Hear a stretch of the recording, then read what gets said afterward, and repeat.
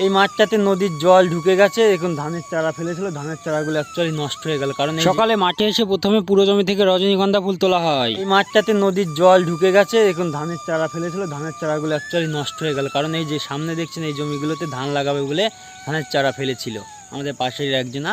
তো এই যে দেখুন আরও দেখুন এই জমিগুলোতে কিন্তু গতকালও জল ছিল না। আজ দেখুন এই ভেন্ডির জমিটাতে জল হয়ে গেছে। চাষিদের বেহাল দশা, নদীর জল ঢুকে গেছে, খুবই সমস্যায় পড়ে গেছি এবং রজনীগন্ধা ফুল বিক্রি করার জন্য পাঠিয়ে দিই। এই যে দেখুন প্রথম চাল কুমড়ো কাটা হচ্ছে আমাদের এই জমির প্রথম চাল কুমড়ো। দেখছেন কত সুন্দর হয়েছে চাল কুমড়োগুলো।